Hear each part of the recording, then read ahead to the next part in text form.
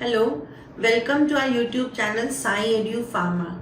अभी तक हमने बहुत सारे वीडियोस पढ़ाई से रिलेटेड बनाए थे, पर आज का जो ये वीडियो है इसमें हम पढ़ाई के बारे में कोई बात नहीं करेंगे। आज का ये वीडियो हम डिस्कशन के लिए हमने सोचा कि क्यों ना हम आज स्टूडेंट से सिर्फ बात करें। तो जैसे कि आप सभी जानते हैं कि मैं प्रोफेसर और प्रिंसिपल हूँ और स्टूडेंट्स जो हैं बहुत टाइप के स्टूडेंट्स होते हैं और उनका जो मेंटल स्टेटस है, उनका वर्क कल्चर बहुत अलग अलग टाइप का होता है।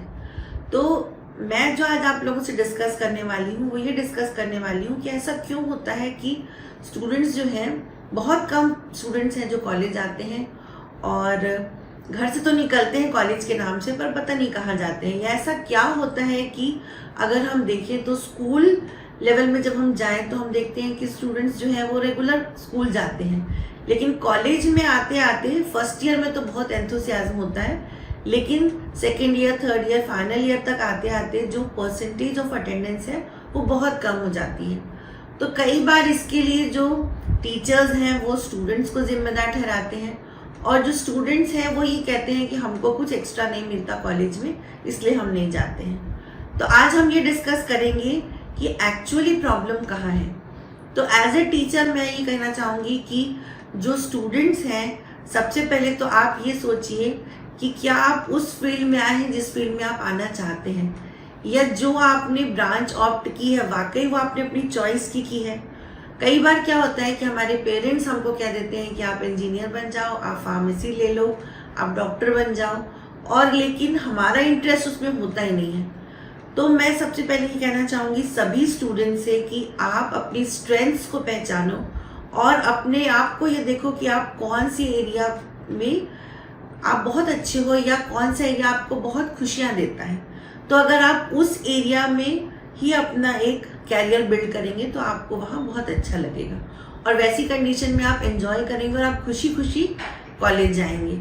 लेकिन यहाँ पर एक चीज़ और है कि कई बार कुछ स्टूडेंट सोचते हैं कि सिर्फ पढ़ाई से ही कैरियर बनता है या सिर्फ पढ़ने से ही कैरियर होता है और स्किल्स की तरफ ध्यान नहीं देते हैं। तो मैं यहाँ पर एक चीज़ और बोलूँगी कि अगर आप किसी भी एक कैरियर की तरफ जा रहे हैं, अगर आपने कोई एक कोर्स को ऑप्ट किया है तो साथ ही साथ आप अपने सॉफ्ट स्किल्स को भी डेवलप करें, आप अपनी पर्सनालिटी डेवलपमेंट पे वर्क करें।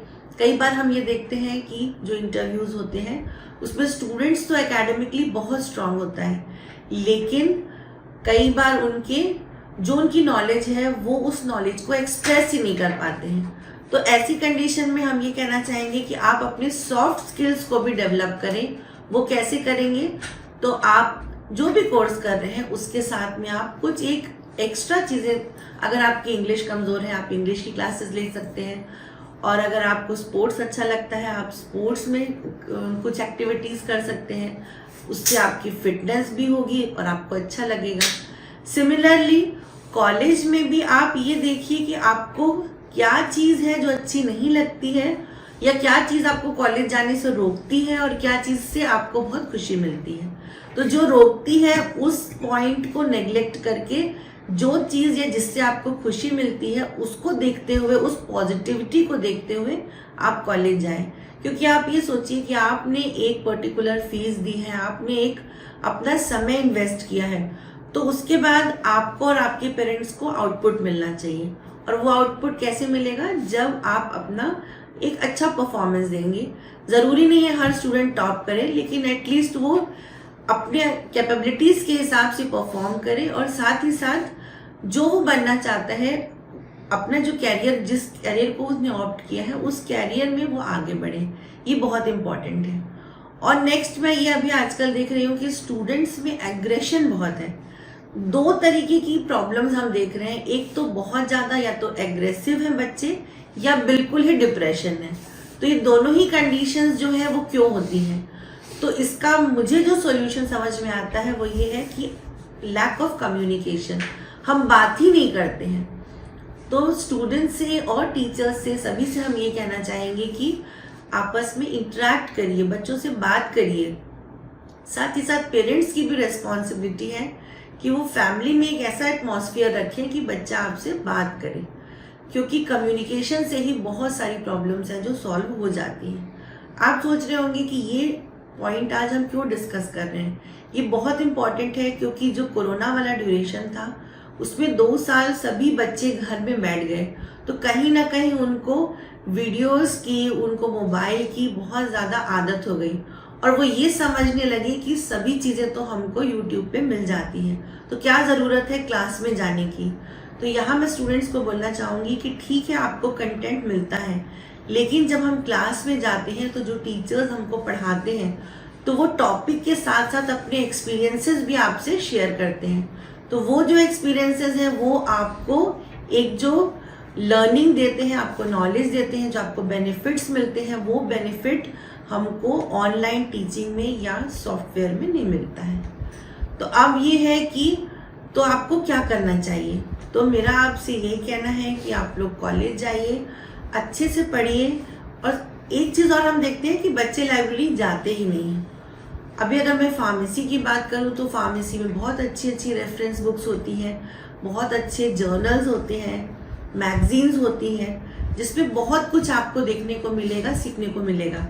तो आप जब लाइब्रेरी जाते हैं तो आप जाके अपने लाइब्रेरियन से पूछिए कि हमको दिखाओ कौन कौन से जर्नल्स हैं, और उसमें आप देखिए कि क्या नई रिसर्च चल रही है, और मैगजीन्स में देखिए क्या आपकी जो फील्ड है उससे रिलेटेड क्या न्यूज़ है, क्या चीज़ें हैं, और उससे आपको क्या बेनिफिट मिलेगा। तो उससे ये होगा कि जो आपका एरिया ऑफ इंटरेस्ट है उसके हिसाब से आप, एक तो आपको एक्सपोजर मिलेगा, दूसरा आप उसमें कुछ अपने आप को डेवलप कर सकते हैं। अभी आपने देखा होगा कि बहुत सारे स्टूडेंट्स को, बहुत सारे लोगों को स्टार्टअप ग्रांट्स मिलती हैं, तो वो उसकी कोई एज नहीं होती। सिमिलरली जो पेटेंट्स हैं उसकी भी कोई एज नहीं है। तो आपने कोई भी अगर इनोवेशन किया, कोई आपके पास इनोवेटिव आइडियाज़ हैं, तो उससे उसको लेकर के आप पेटेंट अपना करा सकते हैं, आप कुछ रिसर्च पेपर्स लिख सकते हैं।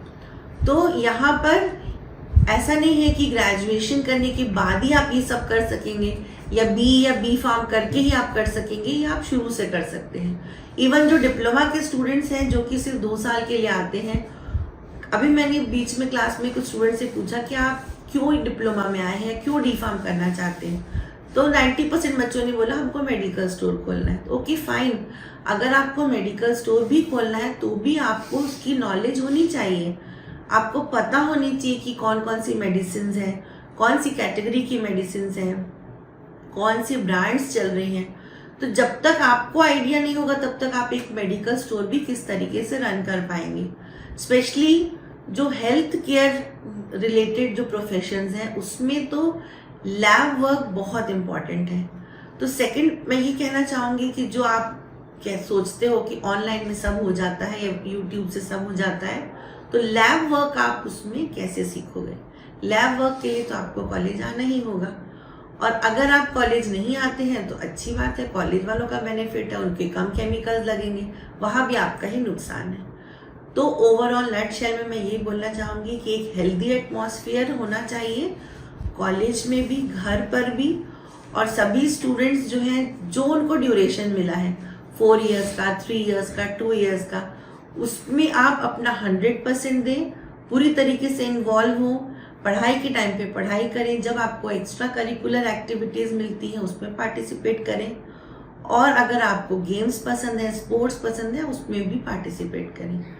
तो इस तरीके से आपके हार्ड स्किल्स और सॉफ्ट स्किल्स दोनों डेवलप होंगे, और आगे चल के आप देखिएगा कि आप जब जॉब के लिए जाएंगे you will be very confident person.